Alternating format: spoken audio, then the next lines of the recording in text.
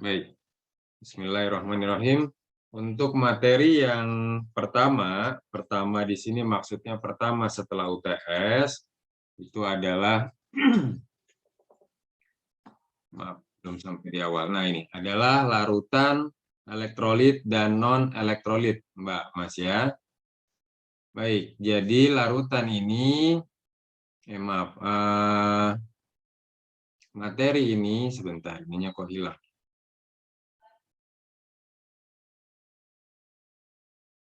Nah, jadi materi yang insya Allah akan kalian dapat hari ini berkenaan dengan kita kenalan dulu apa itu larutan dan apa itu kelarutan. Ya, dari segi definisi, dari segi hakikat. Kemudian larutan itu ada beberapa jenis menurut sifat-sifatnya, entah itu nanti dibagi melalui perbedaan pelarut, perbedaan zat terlarut, ya nanti sifat koligatifnya kah, itu nanti dipelajari juga. Faktor-faktor pengaruh kelarutan itu apa saja, insya Allah akan dipelajari juga, seperti temperatur, ukuran partikel, ya misalkan kaitannya nanti dengan molekul. Di bagian ketiga ini ada satu bahan kajian yang saya beri tanda merah, ini perhitungan ya Mbak Mas ya. Ini kosolvensi, jadi ketika berbicara larutan dan kelarutan, nanti kita akan ketemu dengan beberapa perhitungan. Ini perhitungan yang pertama adalah kosolvensi, dan terakhir kita bicara tentang larutan elektrolit dan non-elektrolit itu sendiri. Baik, itu pengantar dari saya. Saya mau tanya kenapa masih ada 3 orang yang belum on cam di kelas saya. Di kelas saya wajib on cam, Mbak ya. Mbak, Mas, saya tidak tahu nih Mas atau Mbak. Selama kalian tidak memberitahu atau mendapat izin dari dosennya, Pak, saya izin on cam, itu perkuliahan, kehadiran kalian di perkuliahan dianggap hadir kalau kalian on cam. Ini siapa? Aska Aras, siapa? Ini laki-laki perempuan? Ikhwan, Ahwat, sudah aktif kameranya, Mbak, Mas. Hilang, keluar.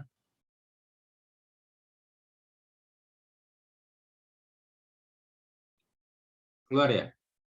Baik, saya sambil sambung ya. Jadi jangan sampai waktu kita habis karena saya harus menegur hal-hal yang seharusnya yang seperti ini sudah tidak perlu dialami atau ditegur oleh seusia kalian, begitu Mbak Mas ya.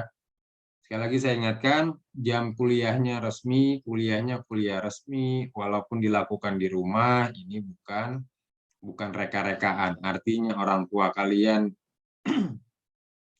yang membiayai kalian kuliah juga harusnya paham, oh iya anak saya sedang kuliah, jadi kalau ada urusan keluarga atau apa harusnya juga saling menghormati.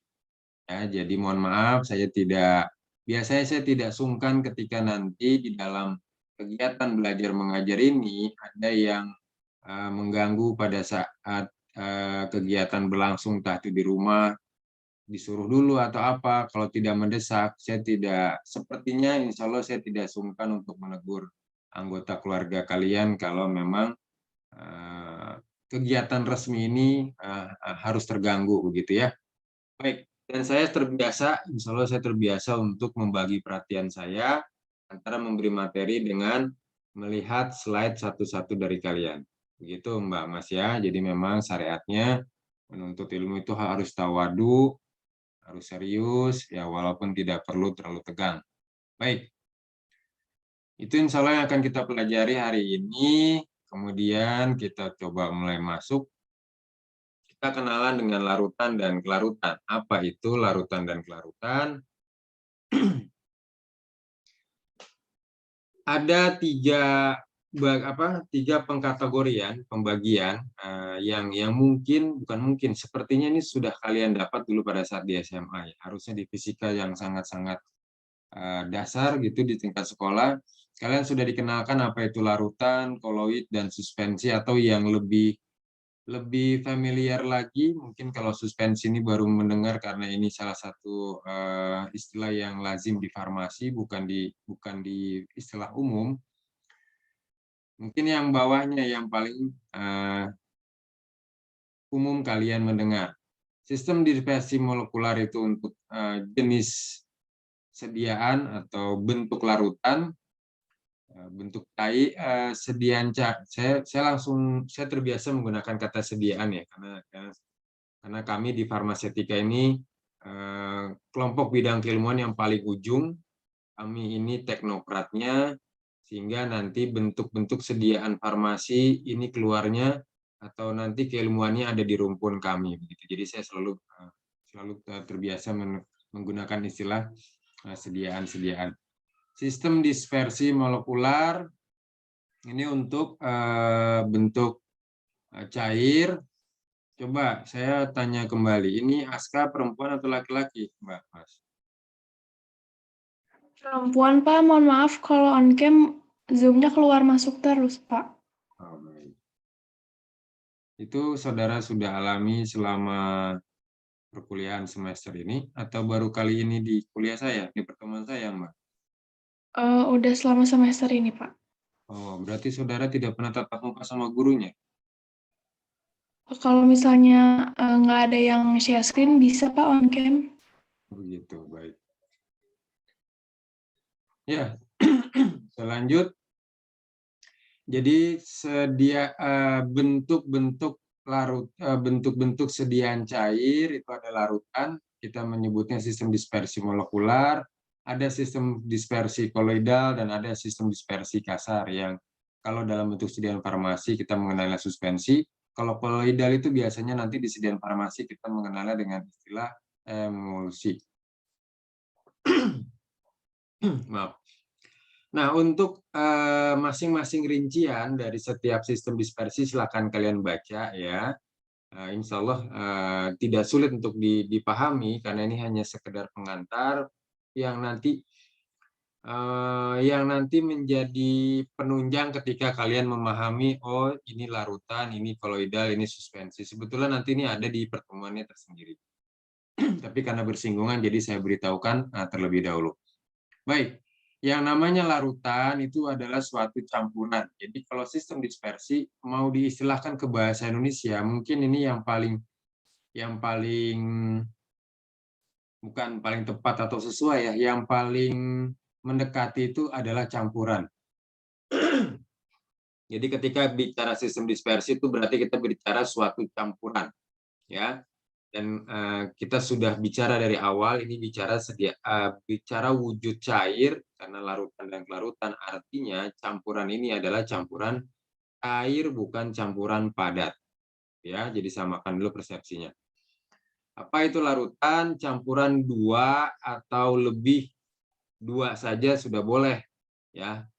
Tidak mesti 3, 4 atau 5, maksud saya seperti itu. Apa dua orang itu?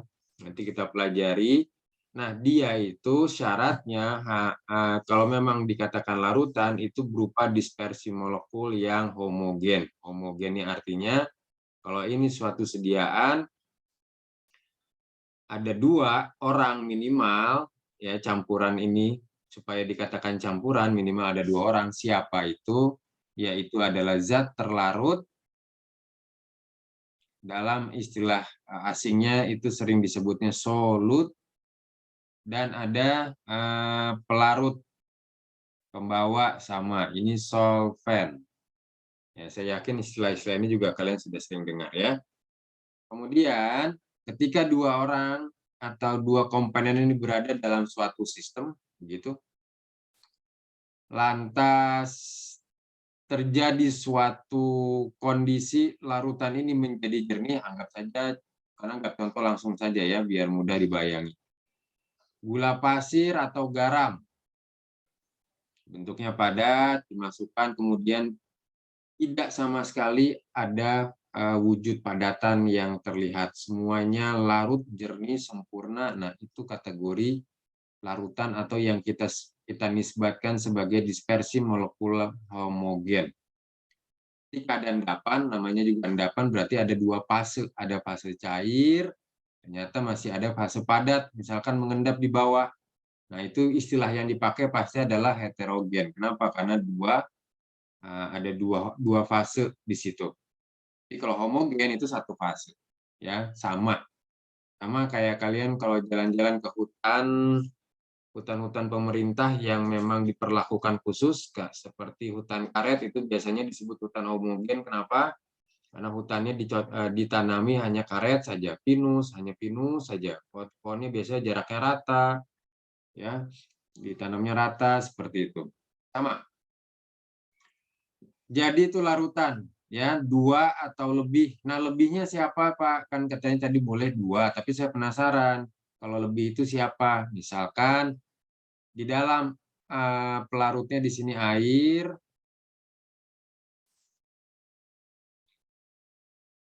2 saja sebetulnya sudah sah disebut jadi larutan asal dia larut ya, asal dia homogen, tidak ada endapan, jernih begitu, transparan. Misalkan kayak tadi aja langsung gula sama garam, dimasukkan dua-duanya larut. Nah, ini kan ada 3 dan seterusnya.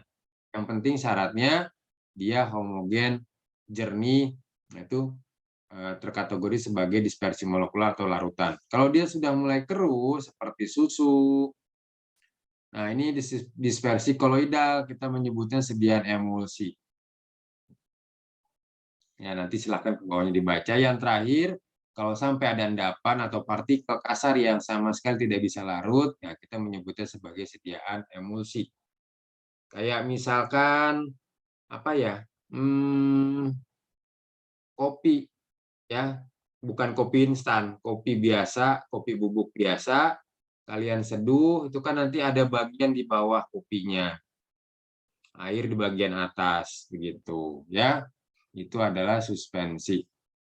Baik, ke bawahnya sudah. Nah, sekarang yang ini ya, yang didefinisikan atau dijadikan pengertian apa itu kelarutan. Kelarutan adalah jumlah maksimal zat yang dapat terlarut, bisa dalam gram, bisa dalam mili, tapi karena kita bicara larutan, pasti pelarutnya dalam bentuk mili atau volume.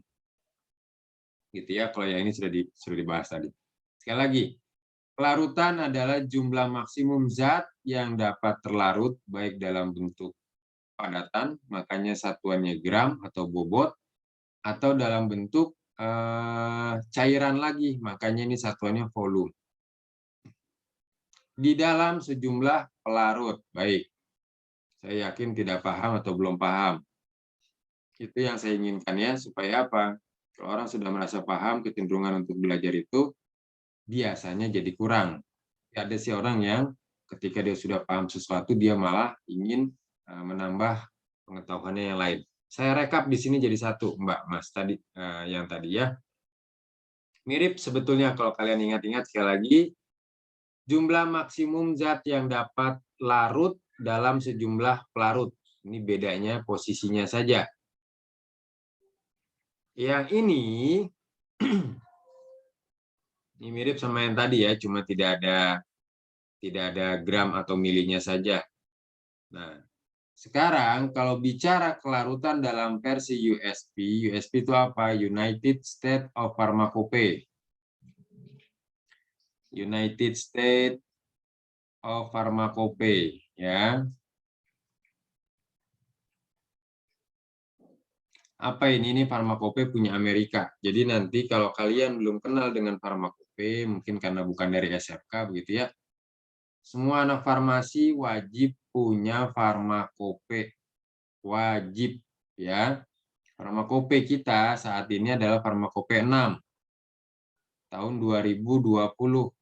Ini ada e-book-nya Mbak Mas, tidak perlu beli bukunya. Tapi kalau memang nanti untuk kebutuhan praktikum, harusnya merasa perlu ya, jangan sampai untuk kebutuhan pendidikan kok masih mikir-mikir beli buku, masih bisa ini, masih bisa diakal-akalin, tapi ketika beli sesuatu yang tidak support ke pendidikan, kalian belinya dengan mudah dengan tidak berpikir kembali. Gitu ya. Baik. Pharmacopoeia wajib punya sekali lagi ya. Kalau tidak punya atau belum punya, mau tahu Pak dapatnya dari mana? Silakan hubungi himpunan Himafar. Mumpung di awal juga, kalian kuliah 4 tahun, kalau sudah terpotong oleh pandemi, kita tidak tahu pandemi apa beres tahun ini, apa tahun depan. Kalau misalkan tahun depan, berarti 2 tahun habis waktu kalian di rumah. Atau kalaupun mulai sudah blended, sudah lebih baik.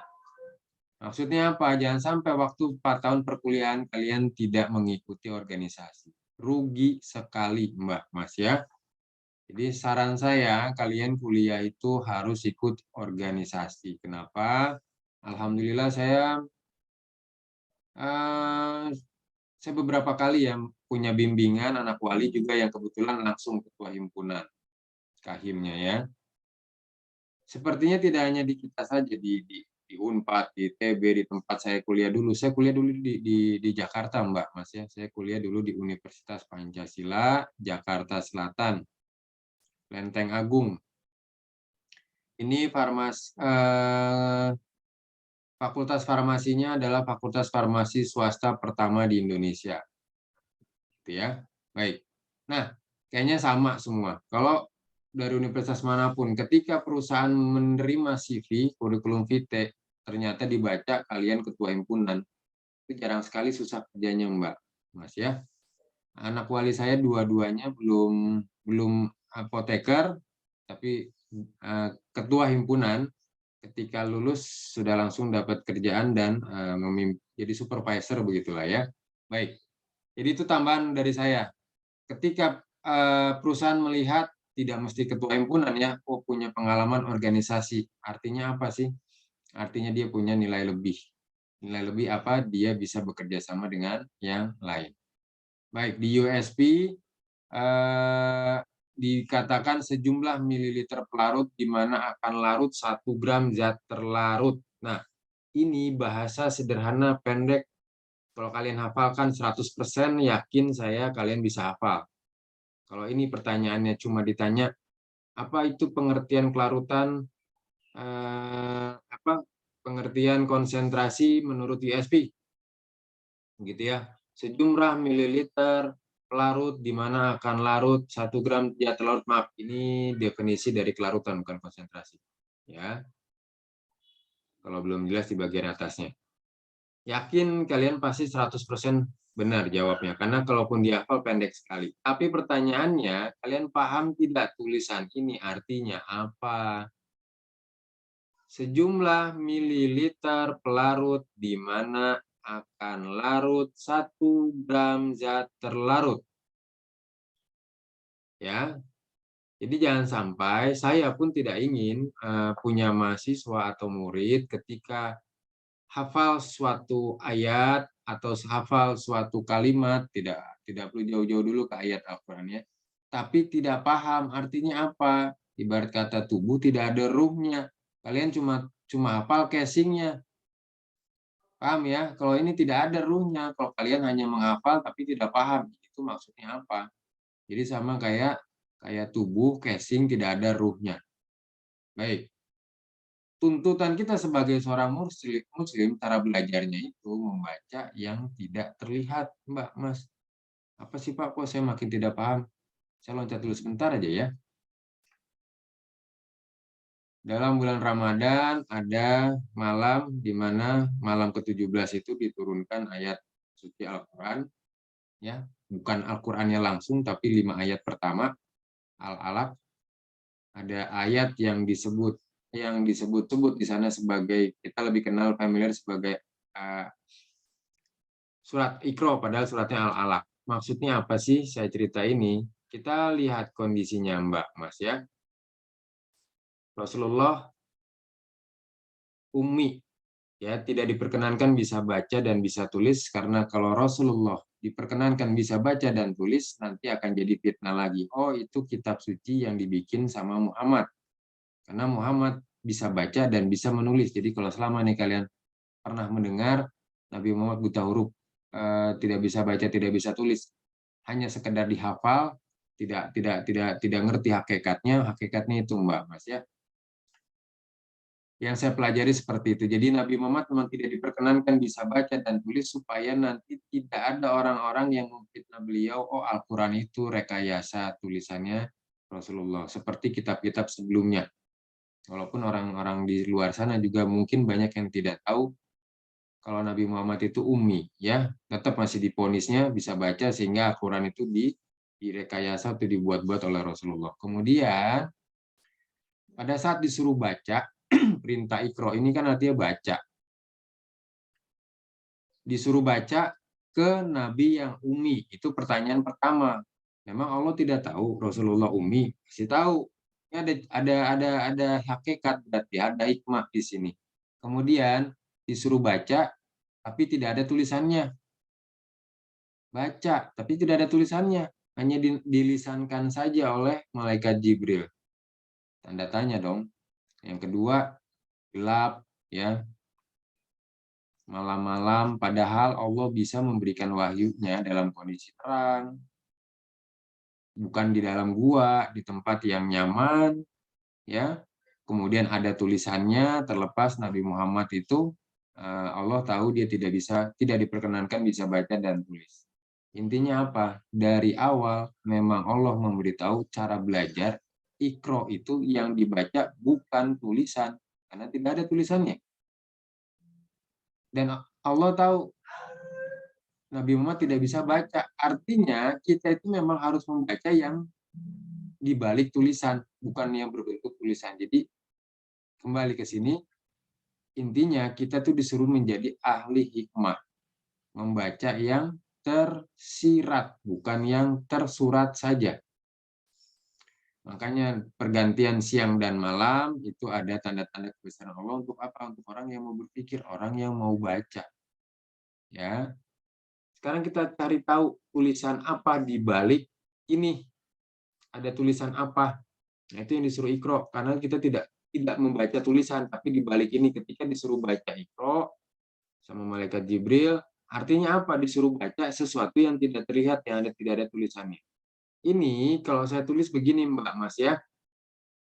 Sejumlah mililiter pelarut di mana akan larut 1 gram zat terlarut. Ini saya gambar baru. 1 gram zat terlarut kita ambil yang konstan dulu. Ini kalau dalam statistik namanya variabel tetap karena sudah ditetapkan angkanya berapa. Ini sejumlah.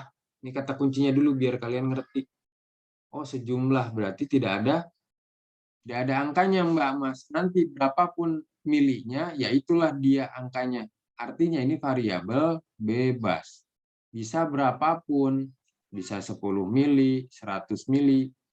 Pahami dulu ya. Nah, ini metode belajar Iqra. Ya, melihat tulisan di balik tulisan ini tuh ada apa maknanya. Kita mulai dari yang tetap. Yang tetap itu 1 gram zat terlarut. Jadi masukkan 1 gram apapun ya. Yang penting dia 1 gram, mau gula, mau garam. Kalau kita sediaan farmasi langsung kasih contoh paracetamol misalkan. Masukin nih 1 gram. Kita akan mau bicara hakikat atau tulisan ini pengertiannya tuh apa, bukan hanya sekedar menyalin tulisan, maksud saya begitu. Sudah ada 1 gram di sini, tambahkan air pelarut. Jadi pelarut kalau tidak diberitahu ada keterangan lain berarti kita bicara pelarutnya adalah air ya. Jangan lupa pelarut itu banyak di farmasi itu ada etanol, ada metanol, N-heksan banyak ya. Nah, ketika tidak ada ketentuan khusus atau penekanan itu berarti kita bicara air. Ditambah air 1 gram ini diperhatikan dengan baik. Ditambah dulu pelan-pelan 1 mili misalkan. Oh, masih ada 5 mili misalkan. Masih ada tinggal sedikit lagi, ditambah 10 mili, jernih sudah, tidak ada endapannya. Berhenti.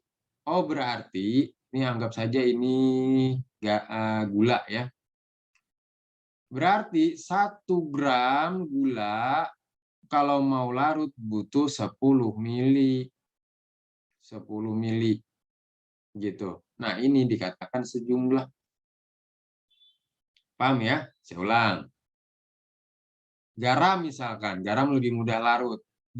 Dimasukkan ke sini, kita mau lihat kelarutannya wajib 1 gram. Ya, jangan gram yang lain, karena nanti kalau gramnya beda-beda, tidak akan punya persamaan nanti. Kita bahasnya jadi beda-beda terus. 1 gram garam, ditambahkan air 1 mili memang belum, tapi begitu 5 mili dia sudah larut sempurna. Ya sudah, berarti kelarutan garam adalah 1 gram di dalam 5 mili. Yang tadi 1 gram di dalam 10 mili. Gitu. Ya. Ini kelarutan namanya, Mbak Mas. Ini bahasa lain makna dari tulisan ini. Gitu ya. Jadi kalau misalkan kalian hanya sekedar ngafal, saya yakin bisa dihafal karena ini mudah. Tapi kalau tidak paham nanti tidak ada ruhnya. Lanjut. Nanti ketika kita bicara konsentrasi kelarutan itu ada molaritas, persentase. Saya yakin ini juga sudah dapat di kimia dasar atau kimia fisika. Nanti ada ini namanya ekspresi konsentrasi ya. Nanti ada di slide berikutnya. Kita kenalan lagi dengan yang lain yaitu aturan pelarutan. Ini kalian akan berkenalan ini ketika nanti sudah mulai ekstraksi ya, ketika di bahan alam ekstraksi yaitu proses menarik suatu sari. Sari itu apa ya? Ya sari, senyawa-senyawa aktif farmasi yang tadinya tersembunyi kemudian kita bisa keluarkan, itu namanya proses ekstraksi. Begitu. Prinsip aturannya adalah like dissolve like. Jadi kelarutan itu atau pelarutan itu hanya bisa dilakukan jika punya kesamaan sifat atau karakter. Kalian nyeduh teh, daun teh atau kopi bubuk diseduh pakai air, dua-duanya ya.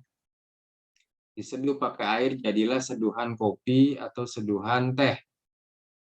Nah, tanpa kalian sadari, padahal ini sering kalian lakukan setiap hari mungkin ya, ini adalah proses ekstraksi yang paling sederhana. Ya, proses ekstraksi yang paling sederhana. Nah, kalau sudah ngerti like dissolve like, ini air adalah pelarut polar. Sehingga kalaupun ada sari di dalam sini senyawa aktif di dalam teh atau kopi yang tertarik di air seduhan ini, berarti kita langsung paham, oh berarti senyawa aktifnya mesti senyawa aktif polar. Itu Mbak Mas. Kenapa? Karena yang polar cuma bisa menarik yang polar. Non-polar hanya bisa menarik yang non-polar. Yang di tengah-tengah siapa? Ada namanya pelarut etanol, sehingga dia dapat julukan pelarut universal. Kenapa? Karena etanol punya polaritas berada di tengah-tengah, Mbak Mas. Ini semipolar dia. Semipolar. Jadi dia bisa narik, yang polar bisa ketarik sama etanol. Yang non-polar pun bisa ketarik. Tapi ya itu tidak presisi sebetulnya ya. Karena dia berada di tengah-tengah. Jadi kalau misalkan presisi maksudnya gimana? Saya mau narik senyawa aktif yang non-polar karena dia minyak atsiri misalkan. Ya sudah, nariknya pakai pelarut yang non-polar. Ya, dilihat dari polaritasnya. Saya mau menarik yang memang polar, ya sudah pakai air saja itu dia. Jadi sekali lagi, yang namanya pelarutan mirip kayak ekstraksi. Bukan mirip, ekstraksi itu prinsipnya sama dengan ini, aturan pelarutan. Jadi yang bisa dilarutkan, yang bisa ditarik, yang bisa dibawa keluar suatu sari dari simplisia, entah daun teh, entah nanti jahe, air jahe, yang bisa dikeluarkan oleh polar, ya berarti yang ikut keluar adalah senyawa aktif polar. Ketika dia diekstraksi, dikeluarkannya dengan pelarut nonpolar, berarti nanti yang keluar yang ikut persari itu adalah nonpolar. Itu like dissolve like. Terakhir untuk slide yang ini, bedakan ya Mbak Mas, besok-besok ketika sudah dijelaskan jangan sampai masih ini ya, digunakan istilah atau menjelaskan istilah yang keliru atau yang salah lagi. Kapan kita pakai istilah atau menggunakan istilah melarut, kapan menggunakan istilah bercampur. Itu Mbak, Mas ini sering jadi ambigu. Jadi kalau sudah belajar, sudah diberitahu yang betul, begitu jangan jadi melakukan hal yang keliru lagi, gitu maksudnya. Kalau kita bicara sama fasenya, misal saya buka puasa, nanti insya Allah pakai perasan air kelapa, ya, air kelapa.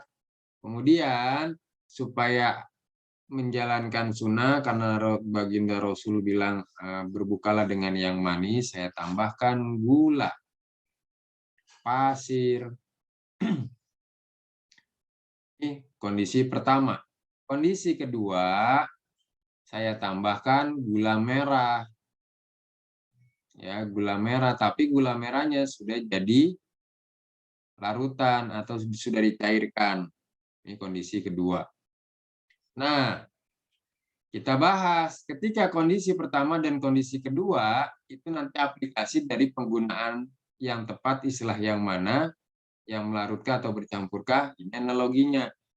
Ketika cair, sudah jadi cair, masuk ke dalam cair, ini namanya bercampur, Mbak Mas, bukan melarut lagi. Bercampur. Kenapa? Sudah satu fase. Sama-sama air. Nyampur dia. Sama kayak bubuk kopi, kemudian di dalam gelasnya ditambahkan gula pasir sama susu bubuk. Ini semua padatan. Ya namanya proses tersebut kita sedang menyampur. Campuran itu bercampur. Kenapa? Karena satu fase. Tapi ketika beda fase, yang ditujunya adalah fase cair. Kenapa? Karena kita bicara larutan atau bicara melarut, ya pasti ujungnya adalah cair yang ditujunya. Nah, kapan menggunakan istilah melarut? Ketika beda fase, padat atau gas, kan beda fase. Kenapa? Yang fase ditujunya cair. Jadi ketika gula pasir masuk ke dalam fase cair, larut, tidak ada jernih sama sekali, tidak ada endapan, itulah yang disebut dengan kondisi melarut. Masuknya fase entah padat, entah cair, yang penting berbeda, ke dalam fase cair.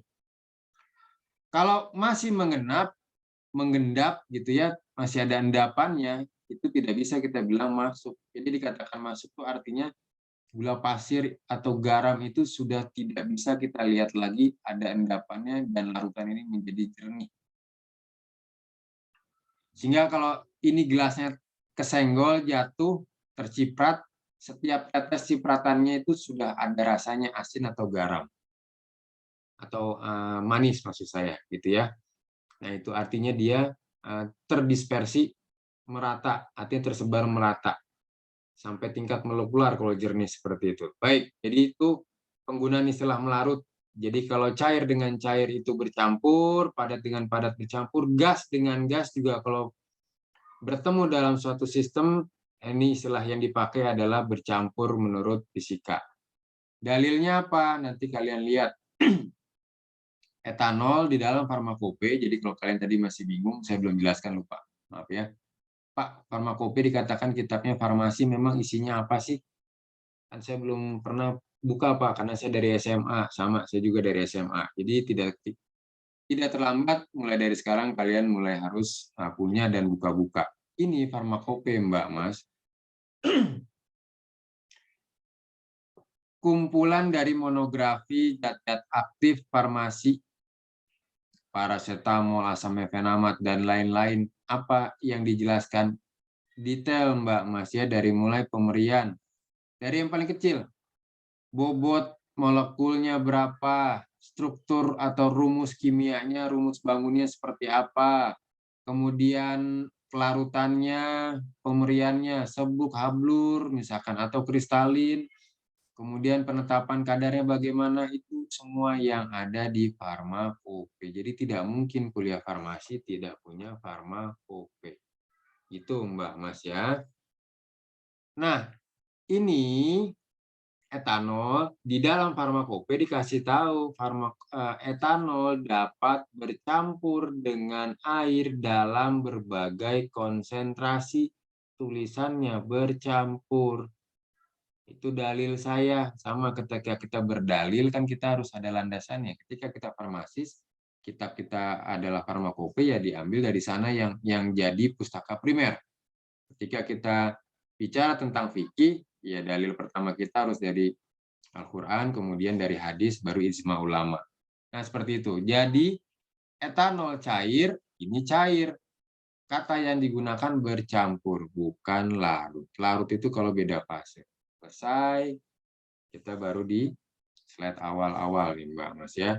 Nanti kalau masih bingung, boleh bertanya di grup, atau nanti diulang lagi saja videonya, nanti insya Allah saya unggah. Biasanya kalau kecepatan atau ini masih kurang paham, nanti begitu mendengar lagi jauh lebih baik. Ini adalah ekspresi-ekspresi konsentrasi yang ada dari buku Martin. Buku wajib kita buku Martin ya, Farmasi Fisika yang Martin.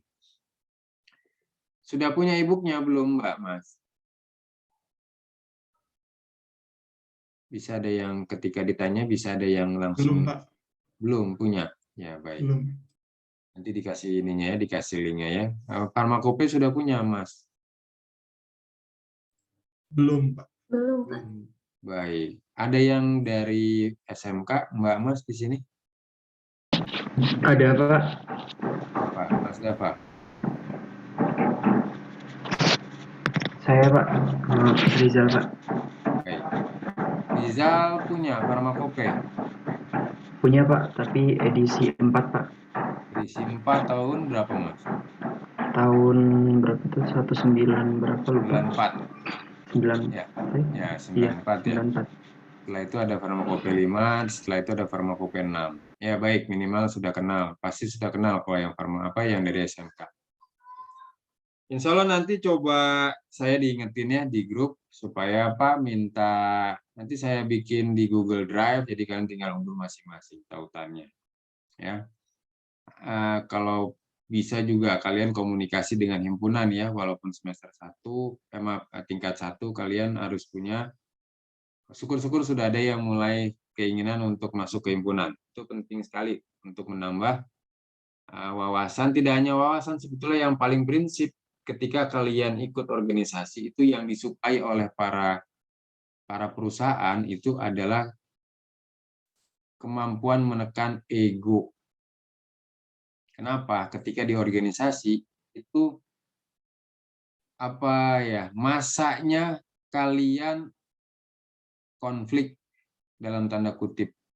Pasti ada beda pendapat, beda pandangan. Nah, ini pasti terjadi nih ketika rapat, berdiskusi. Ini konflik itu maksudnya di sini ya. Kalau yang egonya tinggi, tidak pernah diasah, tidak pernah dilatih, itu tebel, Mbak Mas. Ditegur sedikit, pundung, atau bahkan marah. Tidak bisa yang begini bekerja work team di perusahaan. Mau IPK-nya cerdas apapun, makanya tidak heran. Sering terjadi ya, sok ditanya kakak tingkatnya, IPK tidak terlalu tinggi, tapi dia punya pengalaman organisasinya baik, apalagi pegang jabatan, begitu ya. Karena semakin tinggi jabatan, otomatis tanggung jawabnya makin tinggi. Kemampuan dia untuk mengatur ego, mengasah kebijaksanaan, memilah dan memilih membuat keputusan, itu yang disukai oleh perusahaan, yang diperlukan, bukan disukai. Mereka perlu yang seperti itu. Ya. Jadi ketika kalian tidak ikut organisasi, ini ya syukur-syukur kalau kalian di rumah itu sudah terbiasa ya, sudah terbiasa diajari etika yang baik. Tapi itu ini Mbak ya, pengalaman saya pribadi ketika kita bertemu teman seumuran, beda pendapat, nah itu seru banget untuk melatih ini manajemen kita ya, manajemen konflik, manajemen emosi dan sejenisnya. Baik. Jangan lupa kalau ada kesempatan pembukaan himpunan kalian ikut ya. Lanjut, ini adalah ekspresi dari konsentrasi, silakan dibaca, ini ada keterangannya. Molaritas, normalitas gitu, ada persentase, kapan dikatakan bobot per bobot, volume per volume, bobot per volume. Ini versi dari Martin, saya jelaskan dari yang farmakope punya kita. Sebelum ke yang sebelah kiri, yang sebelah kanan dulu. Jadi nanti kalian kalau buka farmakope itu ada bagian-bagiannya, Mbak Mas ya, ada ketentuan umum, nanti ada bagian monografi, ada bagian yang isinya tentang lampiran-lampiran. Yang ini saya ambil dari ketentuan umum. Begitu. Baik. Ini buku FI6 ya, jadi saya lupa mencantumkan halamannya, tapi nanti kalau saya berikan e-booknya kalian tinggal cari aja itu di bagian ketentuan umum. Ini ada kode ininya, tinggal diikuti saja nih. Persen digunakan tanpa kualifikasi atau ketentuan khusus seperti istilah-istilah yang tadi sering saya gunakan, larutan, pelarut, kalau tanpa ada ketentuan khusus berarti air. Nah itu bahasa-bahasa seperti itu bahasa baku yang akan sering kalian temukan di farmakope. Untuk campuran padat dan semi padat, nih bentuk persennya ini Mbak Mas, bobot per bobot. Larutan, suspensi, yang nanti semua itu di dalam cairan, persentase bentuknya adalah bobot per volume. Tapi untuk cairan di dalam cairan, itu volume per volume. Ya, jadi ada yang bobot per volume ada 2. Atau gas juga bisa dihitung bobotnya walaupun ringan gitu. Baik. Contohnya saya masih pengen diberi ini Pak, diberi penegasan supaya saya lebih paham. Baik. Bobot per bobot tadi sudah dikasih contoh gula, garam, kopi, tapi saya kasih contoh yang lebih aktual. Misalkan ini tablet. Ya, nanti kalian ketemu saya lagi. Oh, karena farmasi fisika sekarang dipecah jadi 2 ya. Ada farmasi fisika 1 dan 2. Kalau dulu farmasi fisika cuma 1, Mbak Mas. Langsung 3 SKS. Ya mungkin sudah diberitahu. Artinya apa? Dulu kakak tingkatnya ketemu saya cuma di Farpis semester 3. Semester 3 betul. Ganjil semester genapnya semester 6 ketemu saya di mana? Di sini. Ya, teknologi sediaan solida, tablet. Tapi karena di sini farmasi fisika dibagi 2, jadi insya Allah semester depan masih ketemu saya lagi. Teknologi sediaan solida, tablet, ini padatan. Ya. Misalkan ini tablet paracetamolnya 500 mg. Paracetamolnya. Bobot tabletnya pasti lebih dong Mbak Mas ya, walaupun kalian belum belajar. Kenapa? Pasti dibutuhkan bahan tambahan yang lain. Anggap saja bobot tabletnya 750 mg jadinya. Apa aja sih contohnya? Pengisi, pengikat, penghancur, itu adalah formula atau komponen umum yang dibutuhkan untuk membuat sediaan tablet. Itu Mbak Mas. Jadi bobot per bobot bisa dikasih contohnya pakai ini. Itu kalau dibuat, diistilahkan menjadi konsentrasi, ini analoginya berarti bisa ditulis 500 mg per 750 mg. Jadi di dalam tablet ini mengandung 500 mg paracetamol. Ya, cuman kalau begini tidak spesifik bicara tentang konsentrasi yang bentukannya persen. Tapi ini saya hanya ngasih analogi, artinya ada padatan paracetamol di dalam padatan lagi sebuah bentuk tablet. Itu maksudnya. Nanti kita bicara persennya di bagian bawah. Kenapa tadi saya bilang ini tidak cocok atau kurang sesuai kalau analoginya bentuk persen, tapi ini analogi dari kondisi bobot per bobot. Bobot per volume tadi sudah contohnya, gula pasir, garam di dalam air. Volume per volume seperti yang tadi, misalkan air kelapa, kemudian dimasukkan gula, tapi gulanya sudah dalam bentuk larutan atau cair. Itu berarti nanti berapa mili gula yang dimasukkan dengan di dalam berapa mili air kelapanya. Itu baik. Sekarang kaidah persen. Baik itu bobot per bobot, bobot per volume. Yang namanya persen itu kan berarti per 100. Jangan lupa, persen itu singkatan. Persen adalah titik-titik berapapun per 100. Namanya persen. Begitu. Nah, kalau di sini kita semua sudah paham dari dulu ya, persen itu adalah titik-titik per 100, mau nanti 10, 1. Tinggal kita lihat yang bagian bawah bentuknya kan begini, bobot per bobot, volume per volume, atau bobot per volume. Bentuk bawahnya itu cuma ada volume atau bobot. Mau nanti bawahnya per bobot atau per volume, kalau bentuknya persen ya berarti per 100. Kalau per bobot ya dalam gram, kalau per mili ya 100 mili. Pinter gitu ya Mbak Mas. Nah, kalau sudah paham, ini tinggal sesuaikan saja yang ke bawah. Ini kita bicara ekspresi konsentrasi. Kita sampai jam 15.40, betul ya? Baik.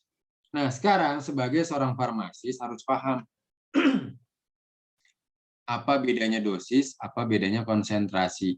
Nah, coba ini saya tanya yang dari SMA dulu, nanti ke yang SMK tadi, Mas Rizal. Mungkin kalau dari SMK sudah dapat pengetahuannya tentang dosis. Saya pengen tahu dulu, coba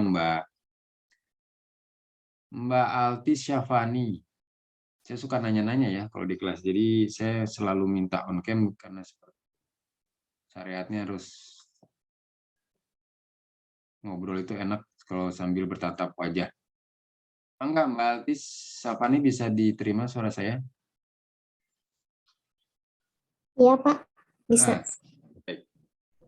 Beda dosis dan konsentrasi apa, Mbak? Tahu tidak, Mbak? Pakai bahasa yang sederhana saja, tidak perlu yang berat-berat. Kalau dosis itu takaran atau takaran untuk obat kayak gitu. Kalau konsentrasi Di mute, Mbak. Ini.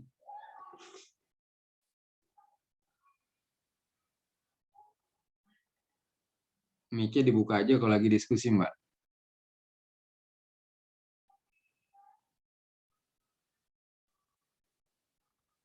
Mbak, mic-nya dibuka saja kalau lagi diskusi. Jadi saya tidak perlu melihat logo merah putih. Gitu. Buka, tutup. konsentrasi itu banyaknya suatu zat. Banyaknya suatu zat. Baik. Ya, dosis takaran gitu. Takaran. Terima kasih. Coba Mbaknya lagi. Mbak V. Angel.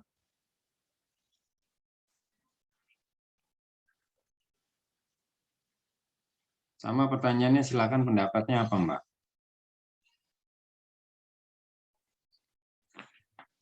Masih sama apa yang dosis sama kelarutan? Sama-samanya gimana? Enggak, pertanyaannya masih sama, Pak. Oh, pertanyaannya masih sama, betul. Pengetahuan apa yang saudara ketahui tentang dosis dan konsentrasi? Sebentar.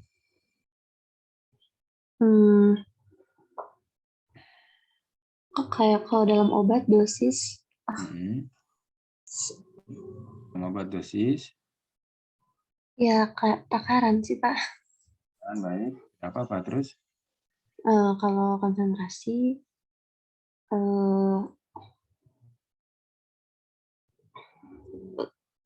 itu gimana ya, Pak? Kelarutan, enggak kelarutan. Kurang tahu jelasnya. Baik, terima kasih. Itu yang dilatih ya. Yang dilatih ketika kita berkuliah itu adalah merangsang, melatih sinkronisme antara apa yang ada di pikiran, apa yang ada di hati, dan kemampuan kita untuk mengutarakan atau menjelaskan. Itu belajar kita sambil jalan. Karena memang nanti ujungnya paling dekat itu kan kalian nanti semester 8 itu duduk di ruang sidang diuji oleh 4 dosen. Ya, kalian diuji oleh 4 dosen. Kalau itu tidak dilatih, makanya saya sering tanya jawab di kelas, ya mau tidak mau ngelatih grogi, iya, itu pasti ada, apalagi di ruang sidang. Tapi yang jelas, kalau itu sering dilatih, insya Allah kita punya ini ya, punya kemampuan ketika yang keluar sama nih, sama apa yang di dalam hati gitu ya. Nah, itu yang jadi tujuan, kompetensi itu ya, artinya skill. Coba Tidak perlu ditunjuk, ada yang punya ini, punya kepengenan, saya pengen ikut andil memberikan pendapat, mangga. Yang Ikhwan, yang Ahwat, silahkan. Boleh Pak, saya Ya, dari dosis dulu. Dosis itu apa ya, suatu takaran obat yang dapat mempengaruhi organisme gitu Pak. Sedangkan apa tadi, konsentrasi itu banyaknya suatu larutan.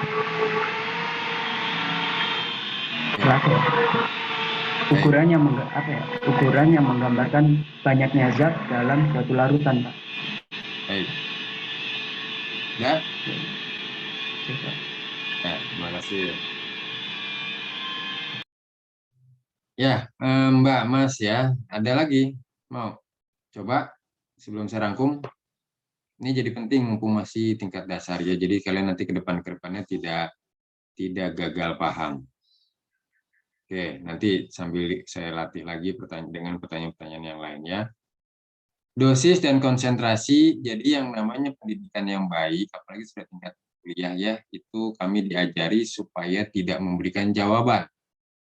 Ya, yang kami lakukan adalah merangsang kalian supaya bisa menyimpulkan sendiri. Nah, itu metode yang baik dalam mendidik. Ketika kami langsung memberikan jawaban, arti kami bukan mendidik ya, tapi mencetak langsung mencetak kalian tuh langsung menjadi orang yang apa nanti apa-apa tuh minta dikasih gitu, tidak punya kemampuan analisis, ingin mencoba dulu. Baik, tadi ini ya, saya akan bahas dari dua aspek atau dua sudut pandang. Yang pertama dari aspek khasiat, tadi sudah diwakilkan oleh Mas Rizal. Ini aspek khasiat, ketika bicara dosis itu dua-duanya sama ya, dua-duanya sama, ini berupa angka boleh, karena saya tidak menuntut bahasa yang baku. Angka, besaran, takaran sama. Dua-duanya ini mencakup hal itu ya. Cuma bedanya ketika kita bicara dosis, berarti nih takaran, angka, dosis, besaran yang berhubungan dengan kemampuan dalam mengobati suatu penyakit. Kalau tadi bahasanya Mas Rizal, organisme itu maksudnya penyakit atau organ. Mengobati penyakit saja ya, atau mengobati indikasi. Karena di dalam obat itu pasti ada indikasinya untuk apa, sakit kepala, ini itu yang diobati indikasi ya, atau penyakit sama. Ya, jadi ketika digunakan dalam dosis atau ukuran tertentu kemudian mampu mengobati, nah itu maksudnya dosis normal. Kalau bicara dosisnya, dosis nanti ada lagi ya, dosis normal, dosis terapeutik, dosis maksimal, dosis toksik, itu nanti ada lagi turunannya. Ini secara umum saja dulu ya. Kalau dosis toksik itu adalah dosis yang digunakan di luar dosis normalnya, sehingga menghasilkan efek toksik karena digunakan di luar aturan pakainya. Kalau kalian lihat dosis obat itu di setiap kemasannya pasti ada takaran maksimal sehari berapa. 3 tablet misalkan untuk paracetamol 500 mg, 3 sampai 4 tablet biasanya satu hari. Satu hari ini ya. Nah, ini dosis. Jadi artinya satu kali pakainya 500 mg. Ini dosis. Kenapa? Karena di angka segini itu mampu mengobati. Nah, kalau konsentrasi apa? Konsentrasi ini sama besaran angka juga, tapi tidak khusus langsung berkenaan dengan kemampuan mengobati. Nah, itu ya. Itu yang pertama. Yang kedua, saya berikan contoh dari aspek atau sudut pandang perhitungan atau kalkulasi. Saya kasih gambaran supaya kalian nanti bisa membedakan sendiri. Ini tablet paracetamol 500 mg saya konsumsi karena saya sedang demam. Ada 3 orang yang akan mengkonsumsi ini. Orang pertama tablet ini diminum menggunakan air cuma sedikit, cuma seteguk. Asal bisa ketelan sudah. Nih tablet ini ya. Yang kedua, dia minum tablet ini dengan 500 ml air. Aqua gelas gitu ya. 300 atau anggap saja 500 biar angkanya mudah. Yang terakhir malah paracetamol tablet ini tidak diminum pakai apa-apa, cuma pakai pisang. Nah, ini contoh analogi dari dosis. Belum paham pasti ya, harapan saya begitu, supaya kalian makin ini. Kalau dirangsang tidak paham itu harusnya tujuan mata tuh makin apa, kalau ini tuh makin ngereteng gitu, kalau kata orang Madura ya. Jadi, wah saya mau denger nih, karena saya belum paham gitu maksudnya. Jadi, ketika bicara dosis, kita bicara angka ini masuk ke dalam tubuh. Kenapa? Karena angka 500 mg ini yang nanti mempunyai efek terapeutik atau kemampuan mengobati. Jadi, tablet ini mau diminum pakai air seteguk, air 500,5 liter, atau cuma pakai pisang, yang penting 500 mg ini masuk ke dalam tubuh, itu yang dikatakan dosis, yang nanti akan memberikan efek. Itu dosis, Mbak, Mas ya. Kalau konsentrasi, nah ini contohnya tadi. Saya hapus deh biar tidak terlalu pusing ngelihatnya. Paracetamol 500 mg. Kalau dilihat dari aspek kalkulasi kan tadi tinjauan sudut pandang yang kedua, aspek kalkulasi. Yang satu diminum pakai air 100 ml, yang satu pakai air 500 ml misalkan ya. Nah, ini kalau dibuat dalam bentuk konsentrasi berarti ini 500 mg per 100 ml. Kalau memang dibuat dalam bentuk perhitungan, wajahnya jadi begini. Yang ini 500 ml. Kalau dihabiskan ini berarti 1 mg per mili, yang ini berarti 5 mg per mili. Kalau minumnya dilarutkan dulu kemudian diminum. Nah, ketika dia masuk di sini, berada di dalam suatu pembawa, itu namanya konsentrasi. Kayak tadi di awal-awal sudah disinggung ya, jadi ada yang zat terlarutnya, ada yang pelarut atau pembawanya, itu konsentrasi. Kalau dosis tidak perlu dilihat mau dia dilarutin dulu ke air, mau dilarutin ke airnya 100, 500 mili, yang penting itu diminum, itu namanya dosis.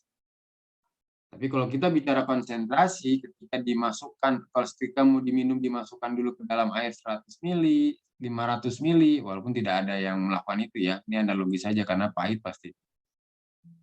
Itu artinya apa? Artinya kita bicara konsentrasi. Jadi konsentrasi itu bicara ada yang terlarut, ada yang pelarut. Baik.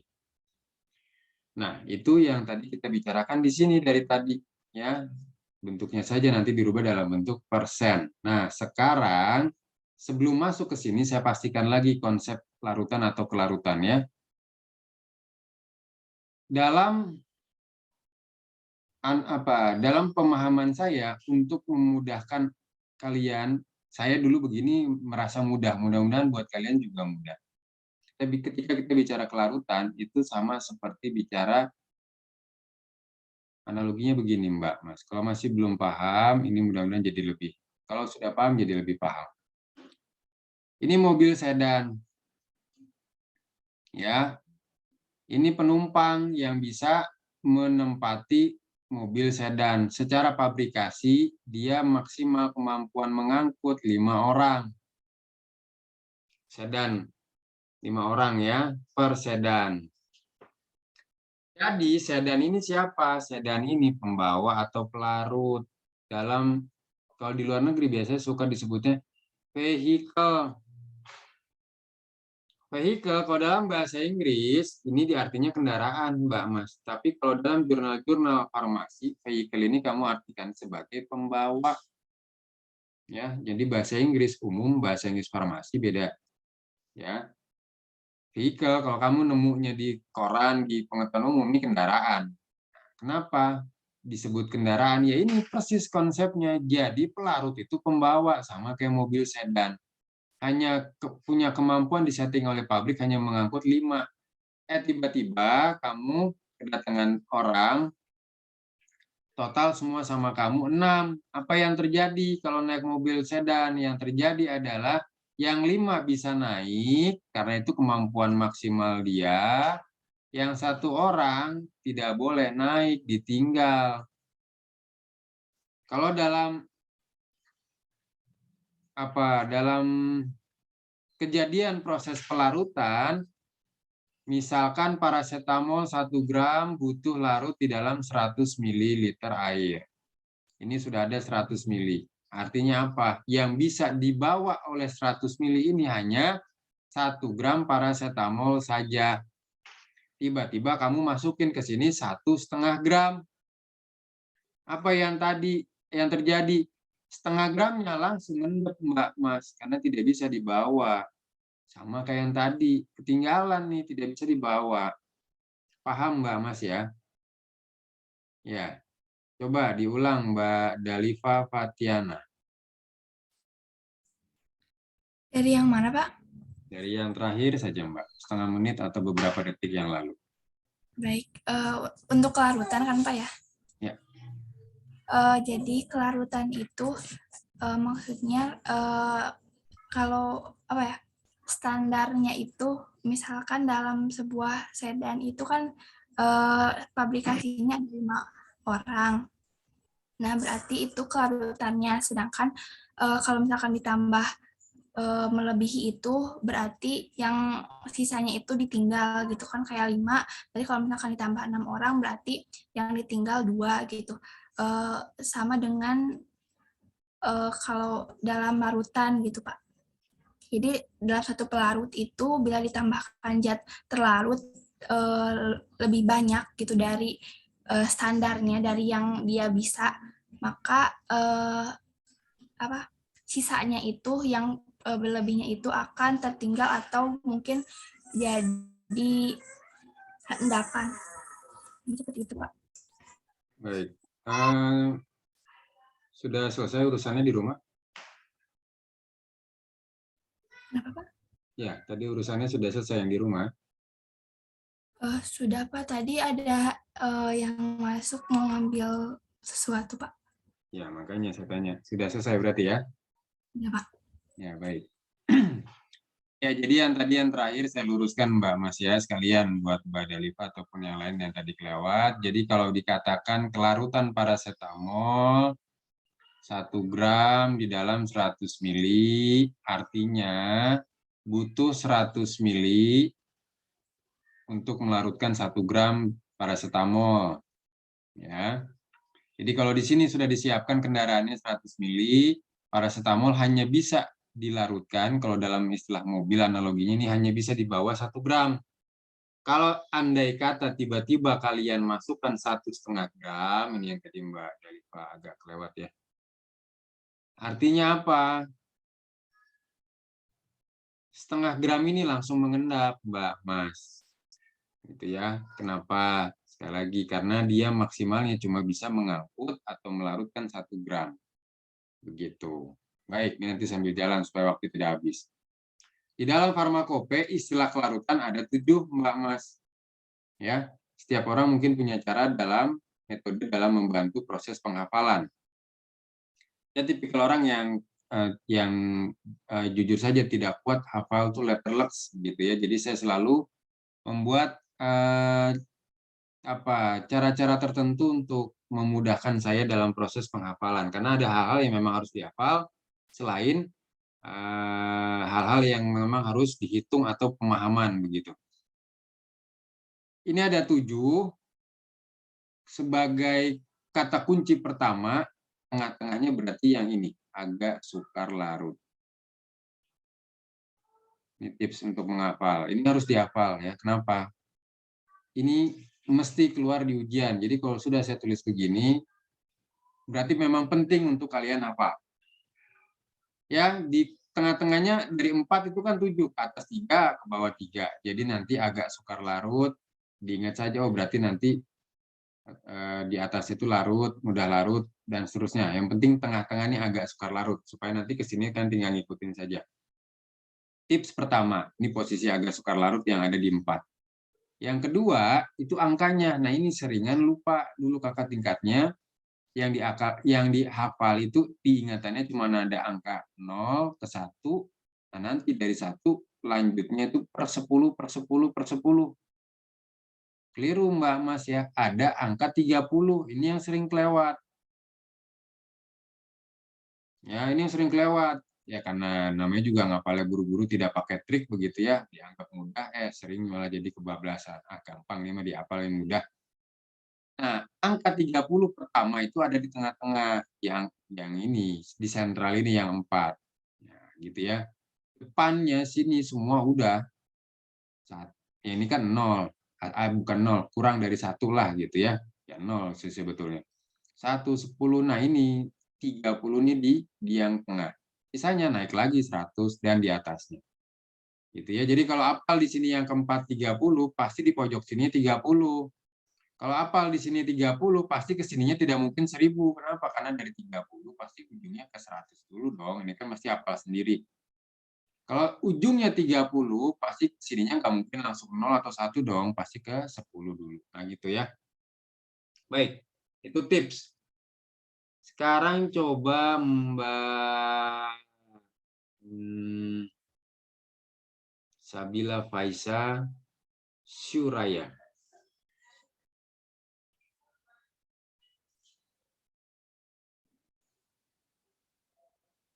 Bisa didengar, Mbak? Baik, bisa diterima saya? Suaranya coba itu Mbak, coba bersuara, suaranya kurang terdengar. Sudah, Pak. Volumenya bisa dibesarin sedikit, Mbak. Ya, mangga. Ini ada contoh yang tadi saya bilang isinya farmakope apa saja sih? Ini salah satu contohnya, asam mefenamat. Asam mefenamat itu jatati farmasi. Tahu tidak, Mbak? Ini punya kemampuan terapi apa? Untuk dipakai untuk terapi apa, Mbak? Untuk mengobati apa? Walaupun bukan dari SMK, mungkin pernah pakai, pernah baca ketika minum obat. Tahu ini obat apa, Mbak?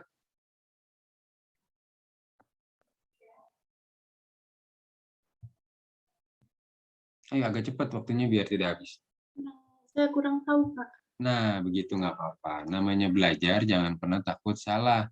Karena di ruang kelas, di ruang pembelajaran itu, kalian tempatnya untuk salah. Kenapa? Karena kalau sudah di luar kelas, informasi yang kalian sampaikan kepada keluarga, kepada teman, tidak boleh salah. Gitu ya. Jadi jangan pernah malu atau takut. Aduh, apa lama jadinya bilang, kalau belum tahu, gitu ya. Aduh aja nih, mau berhenti dulu kah? Sebentar, saya tanggung yang ini tadi ya. Saya menjelaskan yang ini dulu sebelum azan. Maaf. Jadi asam mefenamat ini kalau kalian pernah sakit kepala, sakit gigi, mohon maaf saya sebut Ponstan, merek dagang ya. Nah, ini terkenal nih Ponstan itu isinya asam mefenamat. Ya, analgetik, antipiretik. Ya, pasti pernah pakai tapi tidak tahu isinya. Nah, itu alasan kenapa kalau sudah di farmasi tidak boleh kayak gitu lagi. Mulai sekarang mengkonsumsi apapun, apalagi dikonsumsi untuk diri sendiri, ya dibaca dong Mbak Mas, ya dilihat ada apa di sana. Jadi sampai waktunya nanti perbendaharaan kalian, kosakata kalian tentang cetak di farmasi, oh kalau minuman, makanan tuh ada ini. Tiba-tiba nanti di praktikum ini, oh saya pernah baca ini di sini, itu jadi curriculum semua. Baik, kita dengarkan azan dulu ya.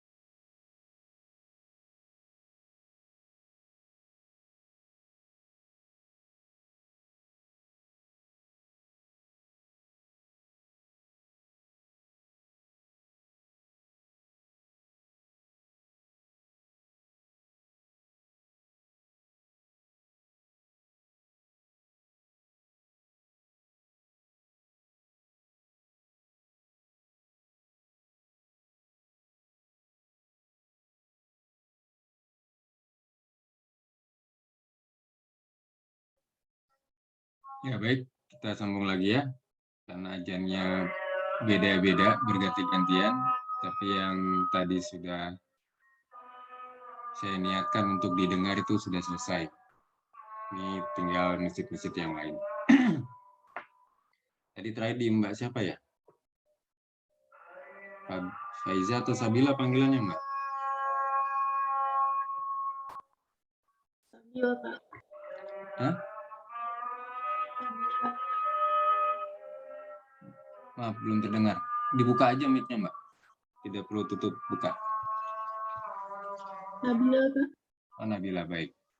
Ya, tadi baru pembukaan saja Mbak. Sudah diberitahu asam efenamat itu apa, gitu ya. Nah, coba dibaca Mbak. Dibaca kelarutannya.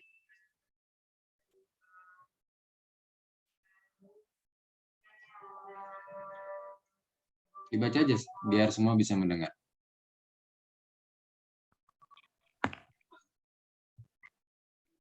Asam mefenamat larut dalam larutan alkali hidroksida. Terus? Agar sukar larut dalam kloroform, sukar larut dalam etanol,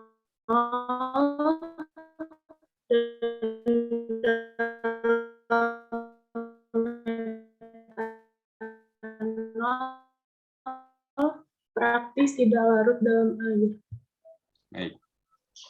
Jadi saya bilang kalau pelarut tidak ada ketentuan lain itu pelarutnya apa Mbak?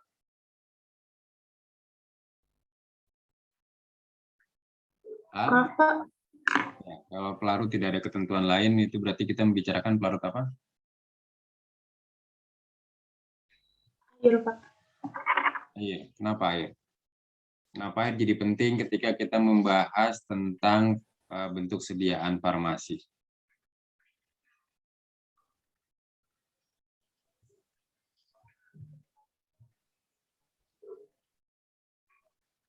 Baik, saya sambung ya, biar cepat.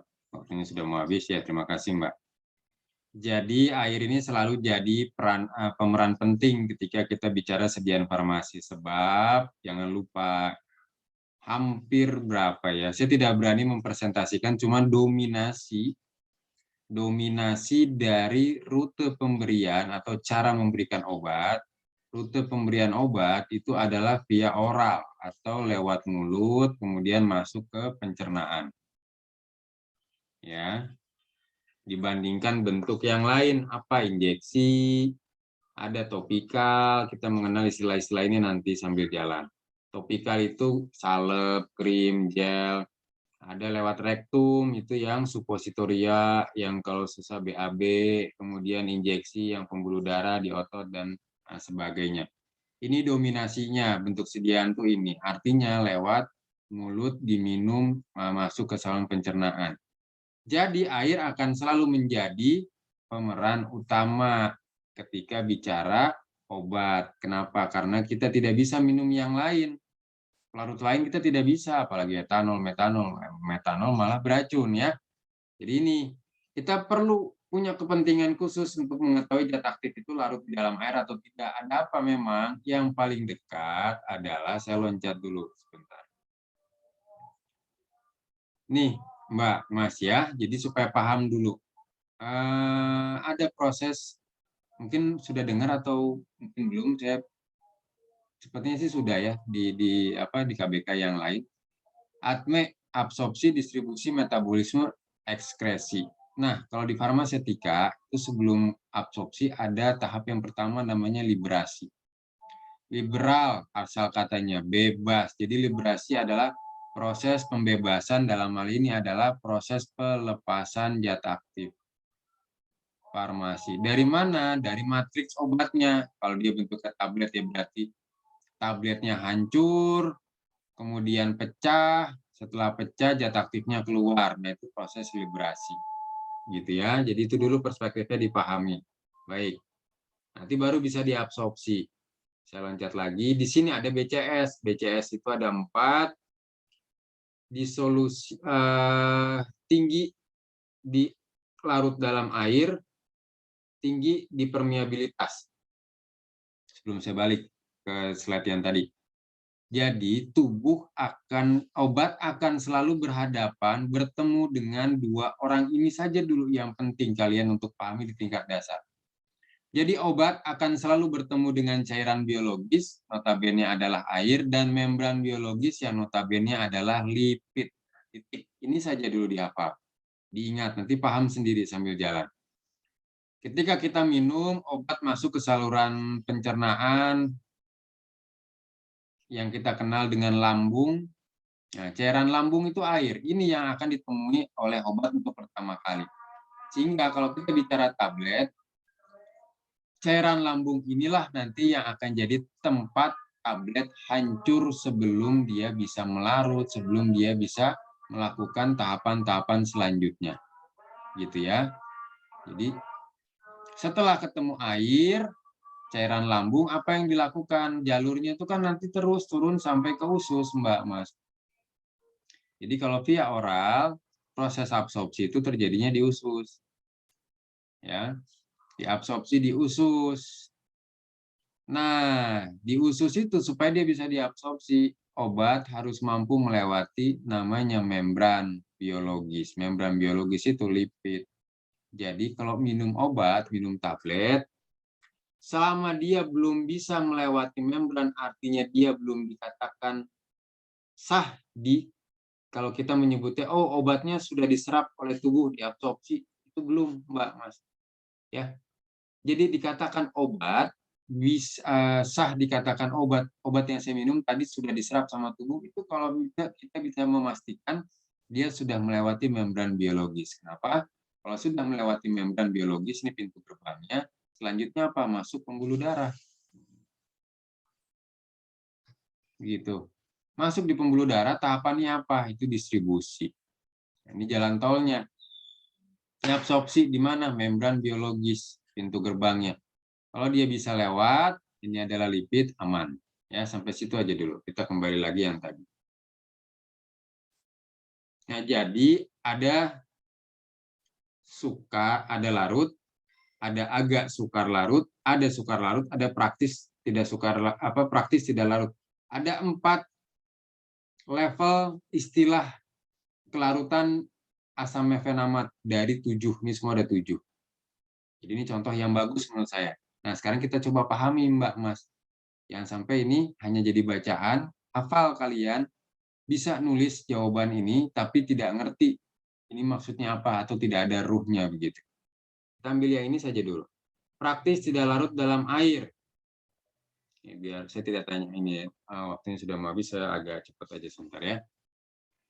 Jumlah bagian pelarut yang diperlukan untuk melarutkan satu bagian zat, sama kayak tadi yang USP, Mbak Mas, cuma bahasanya ini ala Indonesia. Kalau yang tadi saya ala terjemahan. Kalau tadi sejumlah mililiter pelarut yang mampu melarutkan 1 gram zat terlarut. Kalau ini bahasa baku farmakope Indonesia. Padahal sama, Mbak Mas, kalau dilihat baik-baik. 1 bagian zat. Artinya apa? 1 gram tetap kalau kita bicara zat terlarutnya. Pelarutnya, jumlah, atau kalau kita mau samakan supaya tidak bingung dengan yang tadi, ini artinya berapapun, jadi di bagian bawahnya tidak ada volumenya. Tergantung nanti dia butuh berapa, sama kayak yang tadi. Bagian atasnya tetap yang zat terlarutnya, supaya kita bicara kelarutan itu sama semua. Jangan sampai saya bicara kelarutan paracetamol yang saudara bicarakan itu dalam 2 gram, yang saya bicarakan dalam 1 gram. Kan nanti tidak nyambung, tidak sama. Makanya harus ada variabel tetap. Variabel tetapnya adalah 1 gram. Ya, nanti ini yang nanti berubah. Asam mefenamat praktis tidak larut dalam air. Praktis tidak larut dalam air di sini dinyatakan lebih dari 10.000. Artinya apa? Kalau saya punya satu bagian ini dalam unit gram, 1 bagian asmef, kalau saya mau larutin, saya butuh berapa? Lebih dari 10.000 mili. Atau, bingung bacanya ya kalau mirip. 1 gram dalam 10.000 mili, atau ini tuh sama juga dengan 10 liter. Betapa praktis tidak larutnya asam mefenamat. Butuh 1 gram, butuh melarutkannya 10 liter. Begitu ya. Jadi kalau besok saya punya pemahaman praktis tidak larut itu artinya tidak bisa larut sama sekali dong Pak. Salah. Sampai di yang paling ujung sekalipun praktis tidak larut dalam air, jangan sampai kalian punya pemahaman kalau zat aktif farmasi kategori praktis tidak larut dalam air itu artinya sama sekali tidak bisa larut. Salah. Pemahaman jangan seperti itu ya. Jadi meskipun dia praktis sukar larut, tapi pasti ada sebagian kecil yang bisa larut. Gitu ya. Jadi ingat baik-baik, praktis tidak larut dalam air sekalipun itu pasti ada sebagian kecil, walaupun kecil itu tetap bisa larut. Coba Mbak Anissa Putri dijelaskan kembali yang barusan saya jelaskan, Mbak. Iya Bapak, jadi asam mefenamat itu ngambilnya kan tadi yang praktis tidak larut. Hasilnya 1 gram per 10.000 mili atau 1 gram per 10 liter. Dalam hasil tersebut, tidak semuanya tidak larut, tetapi ada beberapa bagian kecil yang larut di dalam larutan tersebut. Gitu Bapak. Ada beberapa bagian kecil yang bisa Yang larut. larut, ya. Baik. Ya, mudah-mudahan bisa tidak ada yang mengganggu Mbak ya, supaya saudara tidak terdistorsi. Jadi gini, saya kenapa rewel ketika mengajar, kenapa saya harus memperhatikan kalian satu persatu, ini yang saya pelajari ya, ketika saya berguru begitu, akhirnya saya menjadi posisinya terbalik, akhirnya saya menjadi guru kemudian jadi punya murid. Yang namanya guru sama murid itu harus satu frekuensi. Ya, satu frekuensi, satu pandangan. Ketika frekuensinya sama, harapannya apa? Saya bicara mungkin tidak fluently ya. Saya mungkin bicara tidak lancar, terbata-bata, tapi kalau sudah satu frekuensi, sepengertian sehati begitu mungkin ya. Itu orang bisa paham. Kan kamu pasti pernah ngalamin ya. Orang ngomong ada orang berbicara tidak rapih, tapi kok saya paham dia kemana, karena mungkin itu adik kamu, itu ibu kamu, itu bapak kamu, ngomong sedikit sudah paham, itu apa? Artinya itu sefrekuensi sama. Guru sama murid pun begitu. Jadi ketika saya melakukan ini, saya mencoba sefrekuensi sama kalian. Ketika di antara kalian ada yang mengganggu, dalam tanda kutip, itu frekuensi saya terganggu, Mbak. Nah, itu alasan saya rewel ya. Jadi saya pasti ngerasa. Jadi sama kayak inilah, sama kayak ada yang binatang piaraan kucing misalkan. Kan kucing sama kita beda bahasa, tapi kenapa kita bisa ngerti dia maunya apa? Karena kita sefrekuensi sama dia. Sampai satu ketika kita sudah menambatkan frekuensinya sama dengan kucing misalkan begitu ya, akhirnya nanti berbalik nih. Ketika kita sakit, ketika kita ada perasaan tidak enak, ya binatang peliharaan kita bisa ngerasain tuh kita lagi sakit atau lagi tidak enak. Nah begitu, itu namanya timbal balik frekuensi dalam mengajar, kalau saya begitu. Ya, jadi guru murid itu kan sama, orang tua sama kayak anak. Jadi frekuensi atau kalau bahasa awamnya itu ikatan batin itu ya, itu memang dilatih, itu memang disyariatkan ya. Supaya nanti guru tuh paham, oh anak ini belum paham, oh anak ini paham, dan seterusnya. Baik. Begitu Mbak Mas ya, jadi anggap saja 10.30, berarti saya cuma punya waktu 10 menit lagi, ini memang tidak bisa selesai, selalu begitu ya. Karena materinya, karena saya memang ini ya, memang lebih paham sumpah.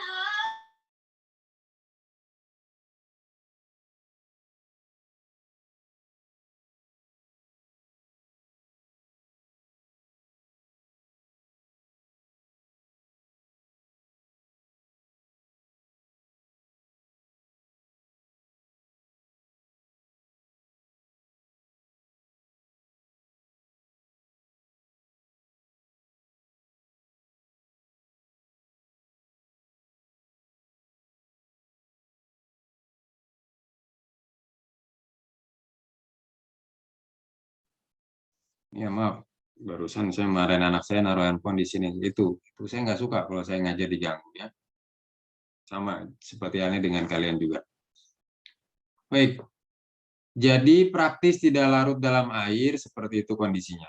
Ya, jadi kalau misalkan pertanyaannya Pak, praktis tidak larut itu apa buktinya kalau Bapak bilang dengan kondisi yang seperti tadi masih ada yang larut? Buktinya ketika kalian mengkonsumsi ini banyak ininya produk-produknya ya.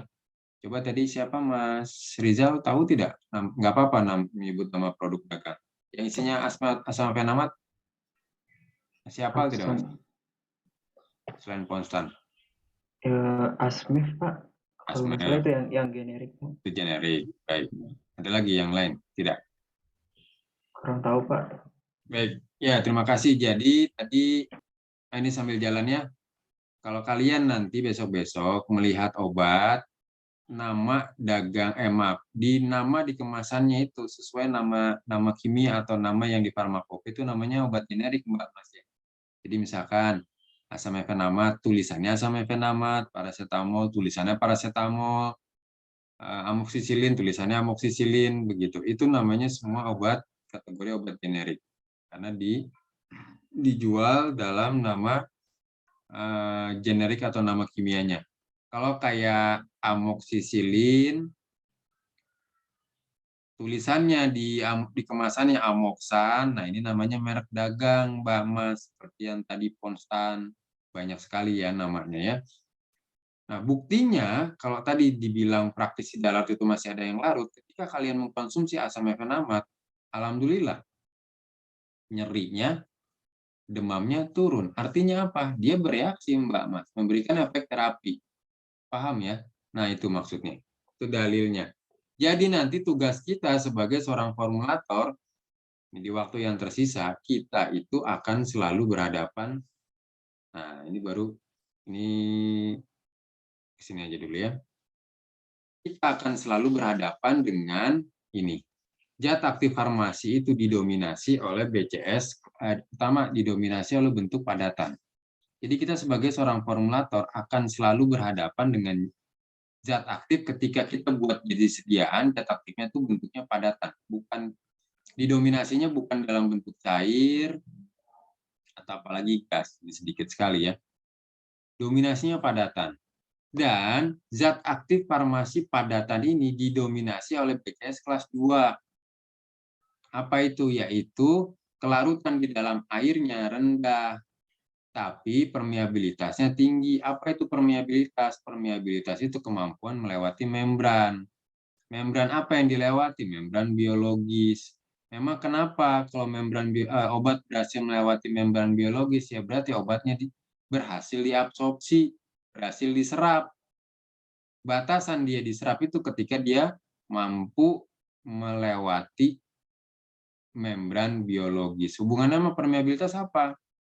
Ketika dia bisa melewati membran biologis yang notabene adalah lipid, berarti kalian paham dengan sendirinya tulisan di balik lipid ini yang kita ikro apa? Maksudnya adalah berarti dia kelarutan di dalam lipidnya tinggi.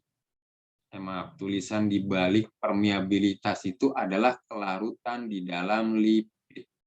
Gitu ya, saya ulang. Jadi kalau disolusi kemampuan larut di dalam air yang nanti hubungannya dengan ketika obat berada di lambung, begitu cairan biologis, air, ketika suatu kondisi dia bisa hancur, terdisolusi, larut, berdifusi, dia berjalan, ya, berjalan dari tempat dia pecah, yaitu lambung, menuju mana? Menuju tempat dia diserap, yaitu usus. Dia berdifusi, Mbak Mas. Nah, kemudian apa itu? Apa tahap selanjutnya? Transfer, berpindah antara, kalau ini jalur, ini gambarnya gini aja deh. Ini masih saluran pencernaan ya, pembawanya masih air. Nah, dia bertemu pintu gerbang namanya lipid atau membran biologis. Kalau dia berhasil lewat ini, dia akan masuk ke sirkulasi darah atau pembuluh darah, sehingga nanti didistribusikan ke seluruh tubuh bisa. Kalau yang penting dia bisa masuk ke sini. Kayak tadi saya bilang, ketika kita minum obat, belum tentu obatnya selamat bisa masuk dalam kondisi full tim. Kalau minumnya 500 mg, selamat 500 mg-nya bisa sampai ke pembuluh darah. Belum tentu, Mbak Mas, ya. Nah, itu nanti ada pembahasannya sendiri.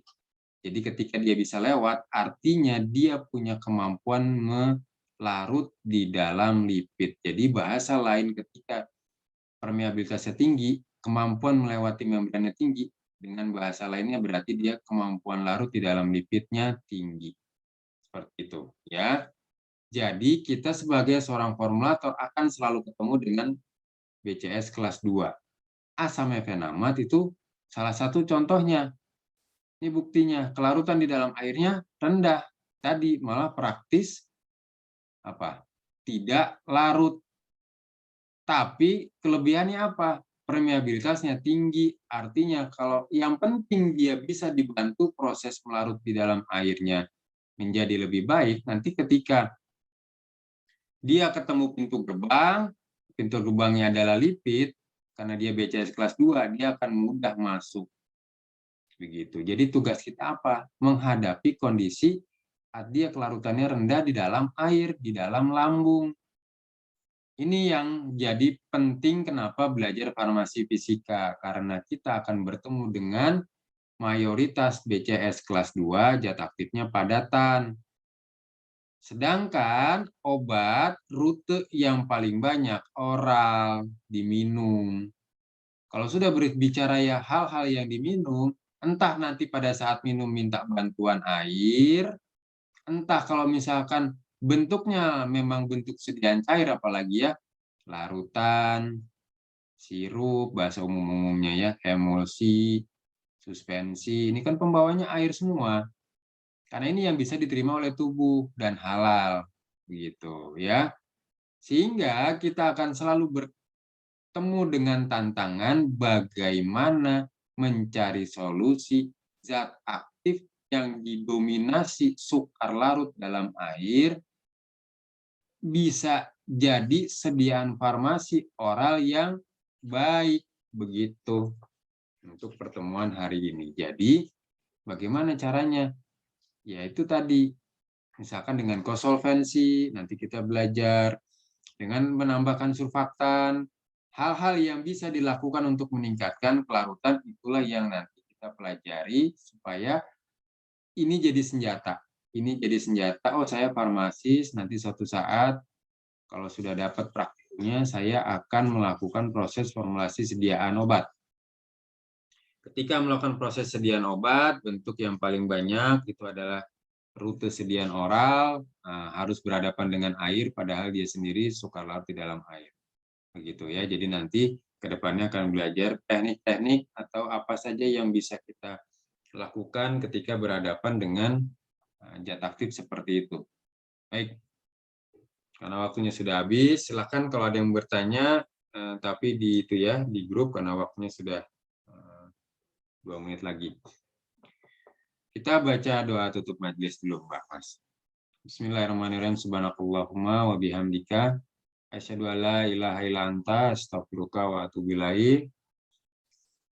Alhamdulillahirabbil alamin. Astagfirullahaladzim, astagfirullahaladzim, astagfirullahaladzim. Mohon maaf yang salah dan hilaf murni pasti datangnya dari saya. Yang baik dan benar itu mutlak milik Gusti Allah. Semoga jadi manfaat, jadi barokah, jaga kesehatan ya. Jangan lupa untuk untuk tetap melindungi diri, karena melindungi diri artinya melindungi keluarga atau melindungi orang-orang di sekitar kita. Sampai bertemu di lain kesempatan. Billahi taufiq wal hidayah. Assalamualaikum warahmatullahi wabarakatuh. Terima kasih. Waalaikumsalam warahmatullahi wabarakatuh. Terima kasih, Pak. Terima kasih, Pak. Ya, mangga sama-sama.